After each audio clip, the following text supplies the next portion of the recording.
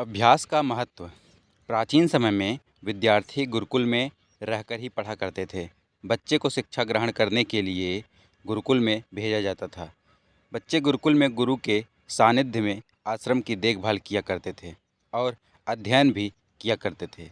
वरदराज को भी सभी की तरह गुरुकुल भेज दिया गया। वहाँ आश्रम में अपने साथियों के साथ घुलने मिलने लगा, लेकिन वह पढ़ने में बहुत ही कमज़ोर था। गुरुजी की कोई भी बात उसके बहुत कम समझ में आती थी। इस कारण सभी के बीच वह उपहास का कारण बनता है। उसके सारे साथी अगली कक्षा में चले गए, लेकिन वो आगे नहीं बढ़ पाया। गुरुजी ने भी आखिर हार मानकर उसे बोला, बेटा वरदराज, मैंने सारे प्रयास करके देख लिए हैं।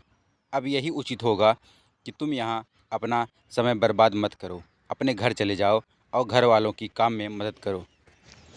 वरदराज ने भी सोचा कि शायद विद्या मेरी किस्मत में नहीं है और भारी मन से गुरुकुल से घर के लिए निकल गया। दोपहर का समय था। रास्ते में उसे प्यास लगने लगी। इधर उधर देखने पर उसने पाया कि थोड़ी दूर पर ही कुछ महिलाएं कुएं से पानी भर रही थी। वह कुएं के पास गया। वहां पत्थरों पर रस्सी के आने जाने से निशान बने हुए थे।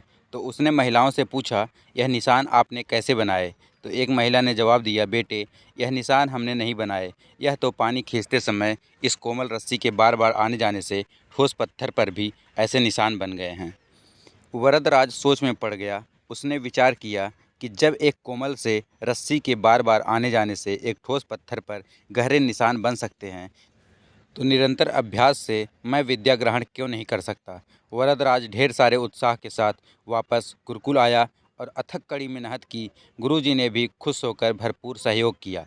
कुछ ही सालों बाद यही मंदबुद्धि बालक वरदराज आगे चलकर संस्कृत व्याकरण का महान विद्वान बना, जिसने लघु सिद्धांत कौमुदी, मध्य सिद्धांत कौमुदी, सार सिद्धांत कौमुदी, गिरवाड़ पद मंजरी की रचना की। तो दोस्तों, इससे हमें शिक्षा मिलती है कि अभ्यास की शक्ति का तो कहना ही क्या है। यह आपके हर सपने को पूरा करेगी। अभ्यास बहुत ज़रूरी है, चाहे वो खेल में हो या पढ़ाई में या किसी और चीज़ में। बिना अभ्यास के आप सफल नहीं हो सकते हो। अगर आप बिना अभ्यास के केवल किस्मत के भरोसे बैठे रहोगे, तो आखिर में आपको पछतावे के सिवा और कुछ हाथ नहीं लगेगा। इसलिए अभ्यास के साथ धैर्य, परिश्रम और लगन रखकर आप अपनी मंजिल को पाने के लिए जुट जाएं। तो दोस्तों, यह कहानी आप लोगों को कैसी लगी हमें कमेंट करके ज़रूर बताएं और भी ऐसे रोचक कहानियों के लिए हमारे चैनल को ज़रूर सब्सक्राइब कर लें। धन्यवाद।